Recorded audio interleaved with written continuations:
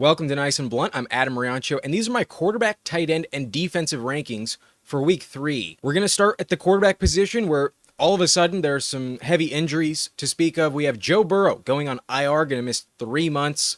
Hopefully he's back in December. Justin Fields is out with a concussion, probably back after this week. And Jaden Daniels out with a knee injury. Hopefully it's just one game. Mariota will get the start. J.J. McCarthy is also out probably for a month. I don't think he comes back until after their week 6 bye. So 4 quarterbacks not ranked. We also have Brock Purdy not ranked in this video, but is questionable. Has practiced twice in limited capacity. He might get the start, but today I'm ranking Mac Jones. Tomorrow in the injury updates video, I might plug in Brock Purdy into the rankings. But let's get it going. Let's start at the top, where the top 2 are no-brainers. We got Lamar Jackson and Josh Allen, and I do have Lamar as the top quarterback rest of season. I think in prime time he's definitely going to show up, and I would expect a shootout against Detroit. So I did rank him above Josh Allen, and Allen did need to play the entire game. It was actually closer than we expected against Miami, but the top 2 are kind of anticlimactic. In general, they're always going to be Lamar or Josh Allen at the top, but moving down to tier 2, I think Caleb Williams is going to have a phenomenal game this week against the Dallas Cowboys. He runs the ball enough to have that truly elite ceiling, and the Cowboys defense couldn't stop Russell Wilson. They went into overtime. They might be a little bit winded, and I do think Caleb is going to look good for fantasy purposes. I'm not sure they win the game, but in fantasy, I think it's a shootout. I think there's 3 touchdowns for him, over 300 yards probably, and potentially 50 yards on the ground. Love Caleb Williams this week. A must start versus Dallas. And I would also start both quarterbacks with confidence in this matchup. Dak comes in behind Caleb because he doesn't run the ball as much, but I do see just as high of a ceiling. I think both quarterbacks could easily throw for 4 touchdowns in this game. I see a very high shootout. No defense has been impressive so far. So I want every piece of this game I can get. Absolutely start both quarterbacks, Caleb Williams and Dak Prescott, ranked in my top 5 in week 3. At number 5, we got Baker Mayfield versus the Jets, and Baker's going to throw for 3 touchdowns, if not 4, in the home opener. I think they're going to completely crush the Jets, and maybe he gets benched in the 4th quarter just because the lead is big enough. But even if that happens, you know he's going to torch them leading up to that point. So love Baker. He runs the ball a bit as well, and if not for some bench concerns against New York, I would probably rank him number 3. I think he really has that 35-point ceiling available in the home opener. Needs to be in the lineup this week. At number 6, we got Patrick Mahomes at the Giants. And this game is a must-win for Mahomes in primetime on Sunday night. I think he's going to put the team on his back. They can't go 0-3. They have a game against the Ravens the week after. And it looks like Xavier Worthy is probably going to be on the field. Even if he's not, I think Hollywood Brown and Tyquan Thornton will step up in his absence. I trust Mahomes to get the job done. And I also trust him to lead the team in rushing. That's what's happened the first 2 games. They have no run game with Pacheco and Kareem Hunt. So the Giants have failed to stop the run through 2 weeks. They're a very bad run defense. I think Mahomes could offer 70 rushing yards here. I really think he's going to move the chains by any means necessary. So a must start in my opinion. Maybe a turnover, but most likely that doesn't happen. I think 25 points is kind of locked in for Mahomes this week. They need him to step up, and I don't expect them to lose. So give me Mahomes on Sunday night. I think in fantasy he's a great start this week. And based on how good he's looked so far this year, I think Herbert needs to be in the lineup. He's an MVP candidate right now, and he's also running the ball a lot. The Broncos matchup is definitely a downgrade, so that's why he's at the bottom of this tier, but he's looked unguardable. The passing game has been fantastic, and their run game isn't really contributing very much. So I expect him to move the ball consistently. I don't want to fade Herbert too much. Against Pat Surtain and Jahdae Barron, maybe one of those receivers doesn't play well, but he's looked good enough where I just can't bench him. I think he's a lock in your lineup rest of season. Herbert looks like a potential league winner, one of the best values at the quarterback position. At number 8, we're dropping down a tier, and I am a little worried about Jalen Hurts. Not going to lie, the passing game has looked really bad, and also this matchup is a concern. The Rams defense has looked elite so far, and I just haven't seen enough in the passing game for me to trust Jalen Hurts. Last week we saw that the floor is kind of non-existent, and last year Saquon completely dominated the Rams defense. It's possible we see that happen again, and if this game is so heavily weighted towards Saquon Barkley, if Hurts does not have a tush-push touchdown or just doesn't throw many touchdowns in the first place, we could have a very bad fantasy game yet again. So I'm not going to completely panic. I still think he's a top 10 play, but after last week, you got to be a little concerned. The fact that A.J. Brown is not contributing at all is a red flag, and I also fear this defense. So for that reason, I'm bumping down Jalen Hurts to quarterback number 8. I think he's still a good start this week. I wouldn't fade him too much, but if I had Caleb Williams as the backup or Justin Herbert, I think I would bench him. I think there are some options you could fade Hurts for and get away with it. I don't think he's a bust-proof option anymore. I would still start Hurts, but I am definitely not as happy as I expected to be when we drafted him. Hurts is not looking as good as anticipated. At number 9, though, Daniel Jones is looking far better than expected, so I think the rushing value makes him legit, and I'm not expecting him to be an MVP candidate all season, but in fantasy, he offers enough run usage to keep the floor very high, and with all the injuries at the quarterback position, it starts to look pretty thin beyond the top 8. So I think Jones has earned your trust. Basically, this is the best case scenario for what we expected with Anthony Richardson. You're getting all of the rushing touchdowns, you're getting a lot of yardage as well on the ground, and now you get the accuracy that was missing from Anthony Richardson. So Steichen is a great play caller. The offense will move the ball, and he's got good enough weapons where I think it'll be legit. But this division game could be a problem. A gritty defense on the other side that is hungry for a win. I don't think they win the game. I'm actually on the Titans in this one, but everyone disagrees. According to the poll, y'all are all favoring the Colts this week, and odds are, for fantasy, he still has a very high floor. So the rushing value is why I'm going to trust him. Just like Jalen Hurts, you can't fade him too much if you're expecting 40-plus rushing yards and likely a rushing touchdown. Got to put Daniel Jones in the start territory. He's been elite through 2 games. I think it's going to be at least top 15 rest of season, and this week I'll keep him in the top 10 because there's 3 quarterbacks I would have ranked higher that are not going to play. We got Drake Maye at number 10, also benefiting from the injuries at the position. Against Pittsburgh, it's not a defense to fear so far this year. They were pretty bad against Justin Fields. They also let Darnold torch them in the passing game. And while I'm not sure I fully trust Drake Maye yet, he looked great against Miami, but the Dolphins defense sucks. I think the rushing value for Drake Maye keeps him viable as well. I think the floor is very high, and at home, I think the offense will get the ball moving. I think he'll be fine. I think he's definitely a low-end top 12 starter because of all the injuries at the position. Last week, he put up 27 points, and I do think he's going to be in the streaming territory for quite a while. I liked him a lot entering the season, and with the injuries at the position, he's definitely benefiting. I think he's a good play this week. I think after week 2, you can trust him for a while. The rushing stats are not going to disappear. Give me Drake Maye as a top 10 play in week 3. I think Marcus Mariota is the best streaming option off the waiver wire this week. Against Las Vegas, it's not a defense that scares you. The Raiders played on Monday, so they have short rest. And the Commanders played last Thursday, so they have 4 extra days compared to their opponent to game plan for this one. So the added practice time, the fact that he's fresh, I think Mariota is going to look fine, especially in fantasy. I think he's a great play because last year, while he didn't throw the ball very well, when he had 2 starts, he averaged 22.8 fantasy points per game, filling in for Jaden Daniels. He's actually a very good fantasy quarterback under Cliff Kingsbury. So the average stat line last year was 183 passing yards per game, 45 rushing yards per game, 5 total touchdowns, 1 of them on the ground, and not a single turnover in his 2 starts last season. So if that happens again, we could easily get 20 plus points. Love the rushing value. I think that's really going to pad the numbers. And I think with the added time to prepare, this offense is going to look good. So he'll check it down to Debo. I think he'll click with Terry. And I also think Ertz is probably going to score a touchdown.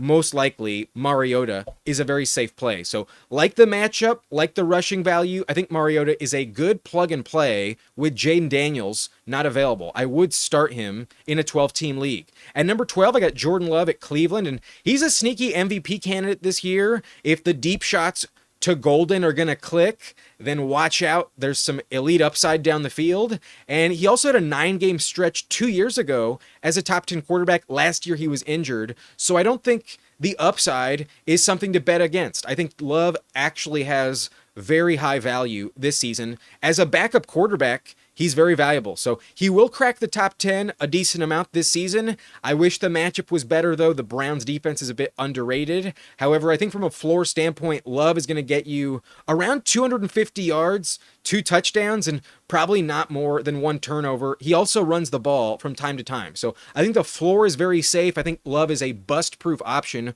with a pretty decent ceiling. If he cracks 22, 23 points, I wouldn't be that surprised, but he needs to throw for 3 touchdowns. That's the path for Love, and sometimes he gets vultured by Josh Jacobs. There is some risk, but in general, the floor is very usable, very safe play with Jordan Love this week at Cleveland. They also get extra rest, extra time to prepare. I think those deep passes to Golden are going to start to hit pretty soon. Once that happens, Love has that 300-yard ceiling available to him in any game. So like Jordan Love, not just this week, but rest of season as a very safe option. And at 13, the last quarterback I think is a safe play this week would be Aaron Rodgers at the Patriots. He's the last player in this tier at QB 13. Maybe he's outside the bubble. In a 12-team league, you might not be able to start him. But I think with all the injuries at the position, if you picked him up off the waiver wire, I would start him. I think this defense is not one to fear. They looked pretty vulnerable against Tua last week, and also Geno Smith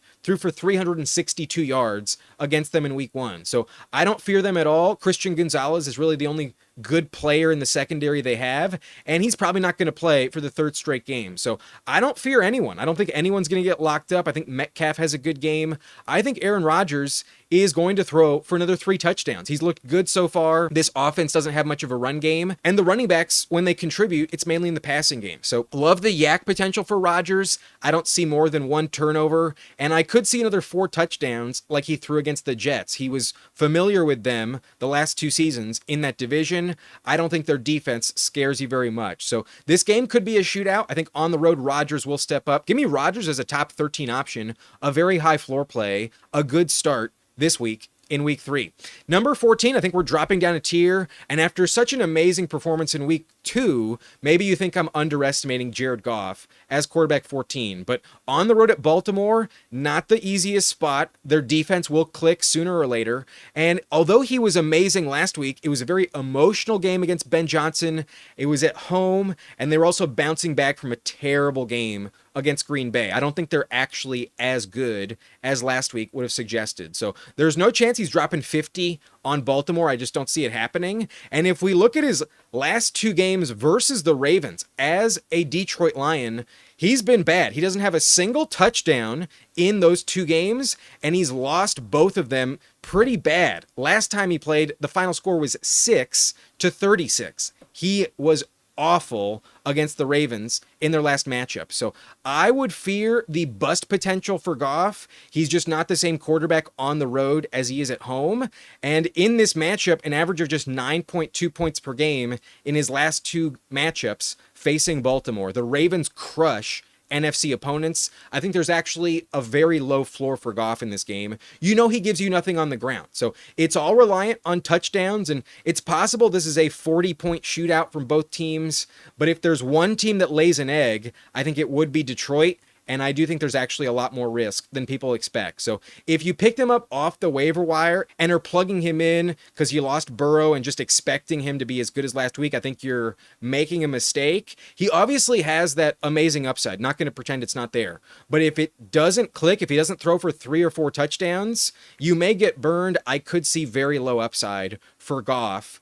He also might throw for multiple interceptions. It's possible. That would really suck. It would really crater any upside he has to offer. So I'm worried about Goff. I don't think he's the safest bet, but in the top 15, definitely a streaming option. In a 2-quarterback format, I would start him. I think the floor is probably good for about 14 points.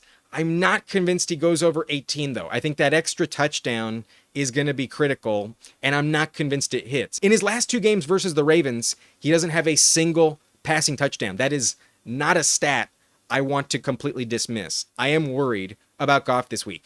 And number 15, I think Michael Penix will bounce back. I think the game plan will really benefit him. Compared to the Brian Flores defense, the Panthers defense, not as scary. And last time he played Carolina, he had a pretty good game passing the ball. I don't think they're going to lean on the run as much in week 2, but there's always the threat that Bijan just dominates so much, the touchdowns don't happen, and he has a very low floor as well. But I think as Darnell Mooney and Drake London get healthier off the shoulder injuries, the ceiling will be available pretty soon. And who knows, maybe Kyle Pitts also has a deep pass. The yak from Bijan also pads the numbers. It also factors in. So I do think Penix has a very high ceiling this week. But if it's like last week, if none of the touchdowns hit for him, he could also burn you with just a 10-point game. There's also a chance that Penix is a terrible start in this matchup. But I don't really fear the Panthers defense. I think he's fine. In a 2-quarterback league, I do think Penix is worth a start. But at 16, I might be ranking Bo Nix like 7 spots too low.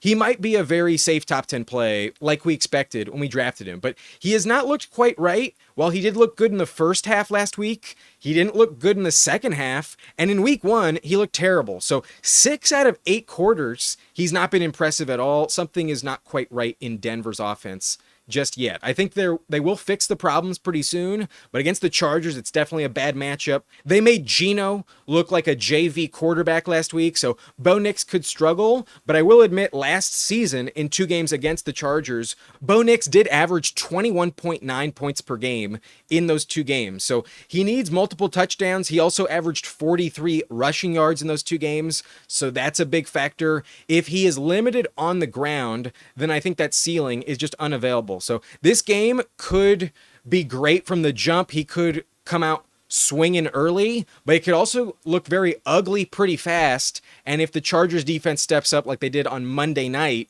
I'd be a bit worried. So the floor, I think, does not exist for Bo Nix. I think the risk is definitely there, but the ceiling is also just as high as Goff, where if he drops 30 points, you wouldn't be that surprised. But the matchup, I think, is not going to let that happen. I think Bo Nix is a low-end streamer, not a top 15 quarterback in week 3, in my opinion. Number 17, I also would be fading Kyler Murray in a 1-quarterback league. Kyler's been very mediocre, less than 16 fantasy points in both games this season, with just shy of 40 rushing yards in both of them as well. So that's pretty bad. There's very low touchdown upside in this offense, and honestly, the offense has not been good at all. They really look like a defensive team in Arizona so far. So maybe Kyler has to turn on the Jets and has to run for 70 plus yards against the Niners. It could turn into a shootout, but I'm really worried that this is a low scoring game and Kyler just has no real upside. He has a decent floor, but he rarely throws multiple touchdowns. And even if he does, I don't feel very good that he will crack 20 points. So not excited. The Niners defense could also force some turnovers. I think Kyler's not a good option at all. Really underwhelming. I was fading him in the summer, and so far, that's looked like a pretty good call. He's not been a top 10 quarterback at all, although he was drafted as a top 8 option entering the season. He has not lived up to the expectation whatsoever. At 18, I got Matthew Stafford at the Eagles, and the Eagles still scare me a bit, but the Rams will need to score points in order to compete in this one. He's definitely going to need to score some touchdowns, and while he has no rushing upside, if he doesn't throw a pick, the floor is going to be very high. He could make his way to 20 points if there's 3 touchdowns for Stafford this week. And there very easily might be. It could turn into a shootout against the Eagles. It's definitely possible. But because there's also the risk that the Eagles defense looks amazing, I wouldn't lock Stafford into the top 15. At QB 18, he's a super flex candidate, but not in a 1-quarterback league. I wouldn't start him if I didn't have to. At 19, we got Russell Wilson as the last viable starter in a super flex format. Against the Chiefs, it's not the best matchup, but his job is on the line. He needs to chuck it deep, and I think last week's usage for him is repeatable. I think he will need to throw it deep in order to keep Dart on the bench. And if he doesn't win in the next couple games, I think he will get yanked by week 6, and I have some definite concerns. Russell Wilson has a short leash, but in primetime in this game, I think he will finish it. I think he'll keep it close, and I think he'll be viable. From a floor standpoint, I think he'll give you at least 16 fantasy points. So not the worst bet, but kind of unreliable. There is some risk the Chiefs could really turn it up on defense. If they stop Malik Neighbors, then Russ could look like shit. Moving on, though, I think we're definitely benching all these guys only in a 2-quarterback format. Would I trust Geno, Jake Browning, Cam Ward, Sam Darnold, or Mac Jones. Not enough rushing value from any of them to really have that safety net. And they just haven't looked good enough so far this season, not consistently, in order to trust. We got Geno at the Commanders at 20, and short rest. He looked really bad last week with 3 picks. I think he bounces back. I think Bauer's health factored in. I also think the Chargers defense is just that good. So I think he'll be more of a streaming option rest of season, but in week 3, just not good enough so far to bet on. I would pass on Geno if I could. He was my favorite streamer last week, and that was a terrible call. He was dog shit against the Chargers. Jake Browning at 21 has actually been decent for fantasy purposes. He's got weapons, but not much rushing value, and I also fear the Vikings defense. I'd rather stay away from this game. It could be a weird one. 22, Cam Ward versus the Colts. I think he's underrated. I think he'll start to look good pretty soon, but until it happens, just can't trust him. Not much rushing value yet, so pretty touchdown dependent. Not ready to start him, but I do think he could crack the top 20 pretty consistently rest of the season. 23, we got Darnold, who did look pretty good against the Steelers, but the Steelers defense was bad. He had very low volume week 1, and I don't think they need to throw the ball very much in order to beat New Orleans. So not going to start him this week, but might have a decent floor rest of season. And then 24, we got Mac Jones versus Arizona, who might not even get the start. It's possible Purdy is good to go, but if Jones is the starting quarterback, then I think the floor with Shanahan keeps him in the top 25, but only in a deeper 2-quarterback league would I consider it. Otherwise, no thanks. But I will mention, if Purdy does indeed start, I would rank Purdy probably just above Michael Penix, around Jared Goff at QB 15, and I think he'd definitely be a much safer streamer. Purdy is usually a safe bet, but against Arizona, unless the 2 cornerbacks are injured, then I'm not expecting a big shootout. I think the ceiling would be capped for Purdy in division against the Cardinals. So not going to be a lock in your lineup if he does get the start. I'll circle back tomorrow in the injury updates video, and I might rank Brock Purdy and remove Mac Jones. I'd like to give it one more day of practice before I plug Purdy into the rankings. Moving on, though, I think you're benching every quarterback here. Stroud has very low ceiling. Not going to trust him. Very touchdown dependent, and the offense just hasn't looked good yet, so not going to trust him. Carson Wentz is way too reckless to trust. There's a lot of pick 6 potential in this matchup. I need to see it before I start Carson Wentz, but he runs the ball more. He's been ravaged by injuries, so maybe not. Kevin O'Connell's a good coach, though, and he also has Justin Jefferson, but I'm going to wait for Addison not to be suspended to consider Wentz a start. I need to see it in this offense. I don't think I can trust it yet. Wentz could be terrible. He has way too much turnover risk to trust. 27, Trevor Lawrence against the Texans. I think they lean on the run, and the offense has not clicked yet, so no thanks with him. Tyrod Taylor at the Bucks. Maybe some rushing value, but the Bucks defense looks great. I think it's a shutout. No thanks with Tyrod. And then Bryce Young, I think, looks really bad against the Falcons this week. Their offensive line is decimated. And while he did look good in the passing game, it was all in garbage time. And I'm not totally convinced it repeats. So he did have value last season, but I'm not excited with Bryce Young yet. I need to see it a little more consistently to trust him. And until Jalen Coker returns, I just don't trust the offense enough. I don't think there's enough weapons other than Tet McMillan. So maybe wrong on Bryce Young, maybe by like 10 spots, but this week I'm going to pass. I think the Falcons pass rush is legit. And then I did tell you to bench Tua last night. I ranked him at 30, and he had 2 touchdowns, but very low yardage, also had an interception. I don't regret this ranking at all. At 31, we got Rattler on the road at Seattle, who's looked better than I've expected, I'll be honest, especially in fantasy. Maybe he's more usable than outside the top 30, but on the road against the best secondary so far, not going to trust him. We have yet to see him outside the dome, and there's no way they win this game. So no thanks with Rattler, that's for sure. And then last quarterback ranked would be Joe Flacco / Dylan Gabriel. I do think Flacco is going to get benched this week. I just don't see him finishing the game. The Packers defense is so elite, I can't envision he has any value. So expecting Dylan Gabriel to be the quarterback pretty soon. I think it'll happen after halftime. I don't think Flacco will get any snaps. So those are my quarterback rankings for week 3. Now let's pivot over to the tight end position, where George Kittle is still on IR. However, Dallas Goedert will be returning to the field. He is active in this game. And at number 1 and 2, these 2 players are locks in your lineup. We got Trey McBride at San Francisco, and then Brock Bowers at number 2 at Washington. Bowers is only second in the ranks because of his knee injury, but he's off the injury report. He's good to go, and I think he will bounce back in a major way. But I do think it's possible that Trey McBride scores a touchdown. For whatever it's worth, the last time he faced the Niners, he did find pay dirt. So that's what opens up the ceiling for McBride. In general, he doesn't offer much of a ceiling, but the floor is always double digits, and the volume is there. So these two are locks at the top. McBride and Bowers are in that elite tier, and they're no-brainers. I'm not going to rank them any lower. Rest of season, most likely. But at number 3, we have Tyler Warren at Tennessee, dropping down a tier. I still think these 4 players have to be started. We've seen enough of them so far where I think you just have to trust them. They look like clear top 10 tight ends rest of season. I will mention Tyler Warren is on the injury report, questionable, limited in practice both Thursday and Friday, but is expected to play. I don't think he's going to miss.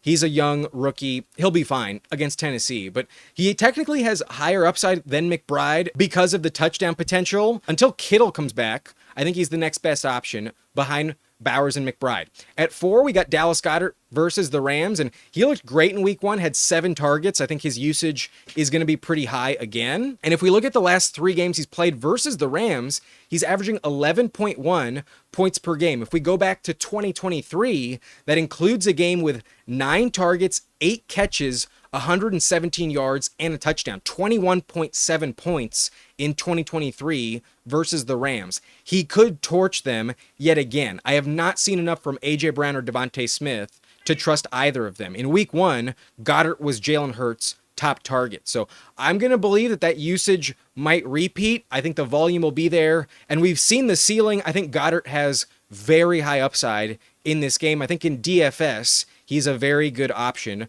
based on the price. I think he has great value in this game. Love Dallas Goedert in week 3. I was going to rank Tucker Kraft at number 3, but he is questionable. He tweaked his knee in practice on Thursday, and as of this recording, he was not expected to practice on Friday. So there's a chance he is out. That'd be a big bummer if you picked him up off the waiver wire or have been starting him since the draft. He's looked amazing. Looked really good last week and a potential league winner if he's healthy. So the knee injury is a big bummer. So if he's inactive, upgrade Luke Musgrave. I think Musgrave has some very high potential this week. And especially with Jaden Reed out, the tight end for the Packers is going to be a good start in general. So if he's good to go, I think you have to start him, but obviously loses some upside and offers some risk because of the knee injury. There's a chance he aggravates it mid-game and doesn't finish it. They're probably going to blow out the Browns, and that could be an issue for his snap share. He might get benched in the 4th quarter. So good luck. I hope he plays. If he does, I think you have to start him. He's looked too good through the first 2 games. At number 6, we got Sam LaPorta at Baltimore, who's looked really good in the first 2 games. I would expect a touchdown. This is probably going to be a shootout. And I think based on draft capital, based on his track record in his first 2 seasons, he's a lock in the top 10. Definitely a must-start tight end if you got him. At number 7, I think we're dropping down a tier, and the risk does factor in a little bit more. But through the first 2 weeks, I think you have to start these guys. I think these guys are clear top 10 plays in week 3. I got Travis Kelce at the Giants, and he's not the best of the best anymore, but you should clearly start him. The target share's still pretty bad, and if not for a drop touchdown, he would have had 2 touchdowns through 2 games. I would trust him to probably score another touchdown. In prime time, I think they'll get him and Taylor Swift on the Jumbotron on the broadcast at least once. I think he'll have that stupid bull riding celebration once again. Fuck Travis Kelce, but in fantasy, I think he's a top 10 play. At number 8, we got Juwan Johnson at Seattle, and he looks like Rattler's most reliable target down the field. He's been a target machine ever since Rattler's been the quarterback. I think it's legit. I think Juwan Johnson's a clear top 10 tight end rest of season, but I don't trust the touchdowns in New Orleans. That's the main problem. But this week against Seattle, it could still happen. I think top 10 for sure with Juwan Johnson. At number 9, I got Jake Ferguson at Chicago, and this is going to be the highest shootout of the week probably, so definitely get a piece of it wherever you can. And he's actually getting more targets than George Pickens through the first 2 games. I think Ferguson's role in this offense is on lock. He's a very safe floor play. I think the upside I had envisioned for him last year is back, and I'm kind of sad I faded him in the pre-draft process. I wish I had more shares of Ferguson this season. Looks like a very good option in fantasy. Number 10, I got Dalton Kincaid versus Miami, and I did tell you to start him on Thursday night. That was definitely a very good call. At number 11, we got Zack Ertz versus Las Vegas, and I'm tempted to put him in the same tier, but I do think we're dropping down a bit. Not the same level of safety as the top 10, but only because Marcus Mariota is the quarterback. I don't think his role is going to change, so the touchdown could definitely still hit for the third week in a row. I think as long as Ertz remains healthy, he's going to be a viable start at tight end. I don't think his role will change, and although the volume isn't always elite, they look for him in the red zone. I think the touchdown will be the difference maker. In general, at tight end, that's what you need to chase. So love that upside for Ertz. Definitely a viable streaming candidate in week 3, even with Mariota under center. At 13, we got Jonnu Smith at New England, and it is a revenge game for him against the Patriots, so could find the end zone pretty easily. And I think based on his role, I think they will look to him often in goal-to-go situations. He has very low yardage upside. He's mainly a floor play in general. Very touchdown dependent, honestly, but the volume has been there. I think his role is not going to go anywhere in Arthur Smith's offense. And sometimes he will get vultured by Freiermuth, but that's just how it goes. Tight end is always a bit random. Outside the top 10, it does get ugly. I think Jonnu is a top 12 option. At 13, I think Kyle Pitts is also in the streaming conversation. He's looked pretty decent. Can't pretend like he hasn't had value through the first 2 games. But while I am slowly ranking him higher each week, I still want to remember the risk with Pitts. If he shits the bed, you can see it coming from a mile away. If you picked him up off the waiver wire and you're going to start him and he burns you, you know that that's viable to happen. So buyer beware with Pitts, but so far Penix has gotten him involved where I'm willing to trust him a little bit. At number 13, in a 12-team league, you don't have to do it, but off the waiver wire, I think he's still fine. I think he's in the streaming conversation for sure. Based on the volume so far, the floor is high. The shoulder injuries for London and Mooney are also factoring in here. So I think he'll be fine, but in his last 4 games, I will acknowledge he's only averaging 5.4 points per game against Carolina. Hopefully this one, he has a higher floor though. I think he can offer you 50 plus yards in this matchup. I think Pitts is fine from a floor standpoint. At 14 and 15, I have both of the Browns tight ends, Harold Fannin and David Njoku, and I definitely fear the Packers matchup. That's why I'm downgrading both of them, but I do think they're going to have a decent role. I think Fannin has overtaken Njoku, and I think he's totally legit. His talent is undeniable. He was so good in college last year. I think it's going to even get better as the weeks go by, and at some point Njoku will get hurt, so Fannin has like league-winning potential, but against the Packers, it's going to be a very low-scoring game for this offense. Not excited, and very touchdown dependent. I think they'll be serviceable, but probably not going to go over 7 points, most likely. I think the floor is like 3 catches for 40 yards, but not much better than that. I'd be shocked if they crack the top 5 against Green Bay this week. So if I don't have to, I would bench both Browns tight ends, but in the top 15, you could definitely do a lot worse than them. 16 through 19, I think these guys could be your backup, could definitely be rostered, but maybe you want to give it one more week before you're actually starting them. I got JaTavion Sanders versus Atlanta, and I think he's a very legit backup tight end, might crack the top 12 pretty soon with very legit stream appeal. He has 12 targets through the first 2 games. Last week he had 9 targets, 7 catches, 54 yards. And although the yards per reception is pretty low, that's good volume. That is potentially Juwan Johnson level upside from JaTavion Sanders. So he was legit last year before his injury. I think this offense is devoid of talent and needs players to step up. He was drafted in the 3rd round. I think he's somewhat viable as a weekly start. So a player to mention off the waiver wire, I think a trendy pickup very fast. And at tight end 16, I think you could plug him in if you were desperate, but odds are with only Kittle banged up, you probably don't need to force the issue with Sanders. And then Hunter Henry at 17, I still think is the preferred fantasy start among the Patriots pass catchers, but last week Austin Hooper was better. He's going to mix in randomly all year, and that is annoying when it happens. There is decent value for Hunter Henry, but then sometimes there's no floor at all if it's a Hooper game. So not excited about that, but I do think Henry will get the most targets in this offense, and that's why I still think he's top 20, but not top 15. At 18, we got Chig Okonkwo, who's also going to be a trendy pickup off the waiver wire pretty soon. I think Cam Ward's going to improve very quickly. So mark my words, as the schedule opens up, the Titans offense will offer some fantasy value. Okonkwo is their third target and could be a very safe floor play all season. He was last year with Mason Rudolph, and I think he will be top 20 pretty often rest of season. And 19, I'm going to give it one more week with Evan Engram, but he's looked really bad, also banged up, questionable to play this week. A potential drop candidate if he shits the bed again. So not going to feel safe enough to start him at tight end 19. I think it's too risky, but I still believe in my preseason take. I still think there is value for Engram down the line in Denver, but it just hasn't clicked yet for Bo Nix. At some point, enough is enough. You may have to drop him. Based on his usage so far, he's not been a good play at all. So the last tight end I'd even consider this week, but at 19, too low in the ranks to start. And then 20 through 23, I think need to stay on the waiver wire. Brenton Strange versus Houston, getting the targets, only 4.5 per game, but very low yardage. I don't trust Trevor Lawrence very much, so against Houston, it's a weird game. I'm going to pass. And then TJ Hawkinson could have upside with Wentz, but need to see it. So far, Hawkinson has looked washed.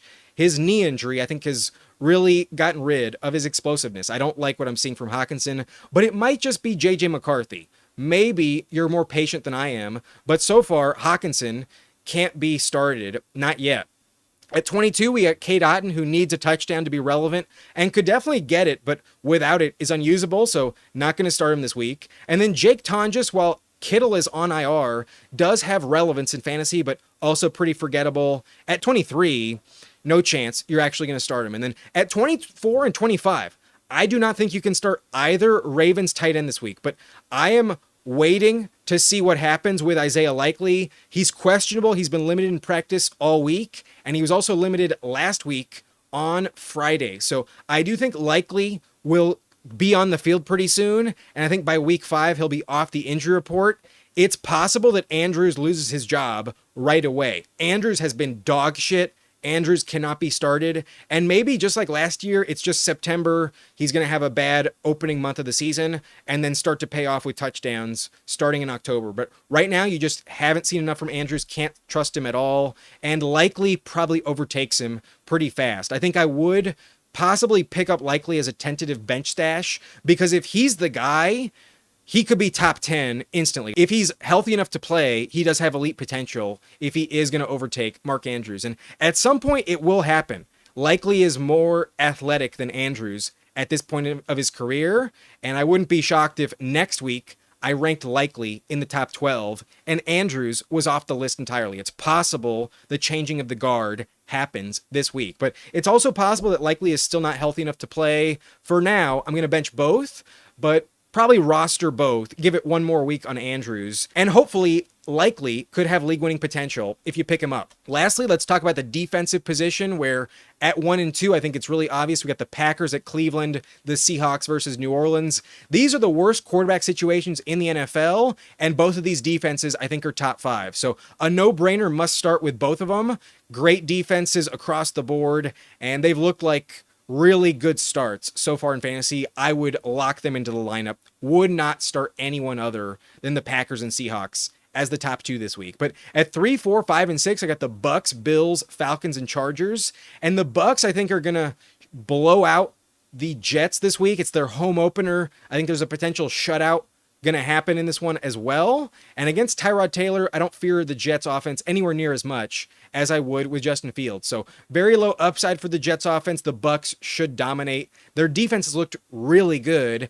And other than that touchdown they gave up to Nick Chubb, they've been stout against the run. I also think that touchdown was strategic. I think they just let him score to get the ball back. So love the Bucks this week, a must start as well. And then the Bills, I told you were a must start, but they looked pretty average on Thursday night. That interception that Tua gifted them was kind of the only saving grace. They're definitely not going to finish top 5 on the week. So a bad call here. I was wrong to trust Buffalo, but maybe it was just the short rest on Thursday night in division against a desperate team. Maybe I should have seen that coming. The Bills should not have been ranked at number 4. The Falcons, though, I think are really going to step up. The Panthers' offensive line is pretty injured this week, so I think the pass rushers will tee off, and they've gotten a lot of sacks so far. I think the Falcons' defense is legit this season. So maybe not top 5 all year, but I think could vie as a top 10 or 12 option rest of season. I think if you pick them up this week, their schedule's also decent enough where I think they have value all season long. At 6, I got the Chargers versus Denver, who look like a top 5 defense on the season, and it's the second year in a row. They were great last year as well. Top scoring defense in the NFL. So Jesse Minter, one of the best young defensive coordinators, probably going to get some coaching interviews next season. And the Broncos offense has not looked good enough to scare you at this point in the year. So I think it's more likely a 20-17 game than like a 40-38 shootout. I think the Chargers are a very safe floor play, but Bo Nix probably doesn't turn it over more than once. At 7 through 10, we get the Niners Cardinals in probably a low scoring divisional battle. And I think Robert Saleh is also one of the best defensive coordinators out there as well. So I trust their unit, even though they've missed some good playmakers in free agency that they lost. They're still talented enough to force some turnovers, and I think they limit Kyler Murray's offense to under 20 points as well. I think it's probably a 20-17 game, just like that Chargers Broncos game. But I don't see like as many turnovers as the Chargers will offer, so that's why I got them below, in a tier below the Chargers. And then the Cardinals are dealing with some injuries in the secondary, so monitor this ranking tomorrow in the injury updates video. I might drop them significantly, especially if Purdy plays and their top 2 corners are out, then they're not as safe. They're definitely not top 10 if that's the case, but I'm still optimistic that both corners will be available. So for now, I'll keep them top 10. I think the floor is going to be high, especially if they play Mac Jones. However, monitor this ranking. They might be dropping down by like 6 or 7 spots. Definitely possible. They're a bad play in week 3. But number 9, we got the Chiefs at the Giants, and it feels like a must-win game. The Giants could definitely lay an egg. The Chiefs defense, I think, will step up and limit Russell Wilson quite a bit. So maybe not as many turnovers as that Christmas game against Russ and the Steelers last year, but Russ has also given them some problems when he was with the Broncos. So there's a chance the Giants look okay, but I think this will be more of a defensive, low-scoring game as well. In primetime, I think the Chiefs are top 10 on Sunday night. And then at number 10, I got the Texans at the Jags. The Jags offense has not clicked, but ETN has played well against Houston in the past. Meanwhile, the Texans are also in must-win territory. I think they have a great defense on paper, and I think they will show up. I have not seen enough from Lawrence to fade the Texans too far. So I think they're a decent start this week, a high floor play at DST.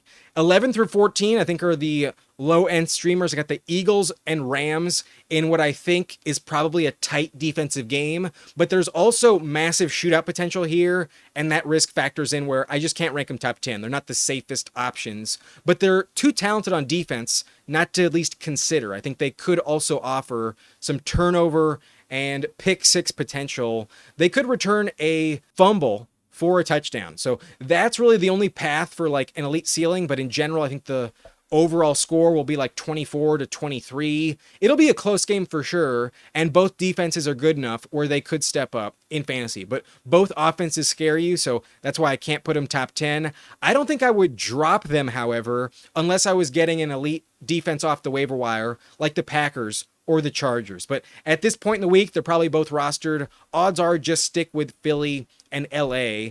Through this week, I think you'll be wanting to start them rest of season pretty often. At 13, we got the Broncos at the Chargers, and Broncos were a bad play last week, so could be overrated based on our preseason prediction, and mainly the reason why I'm fading them is the Chargers matchup. I think that's a legit downgrade. Herbert looks like an MVP candidate, so while I wouldn't panic too much, I would also probably just start them if I got them. I am worried last week they did look pretty bad against the Colts.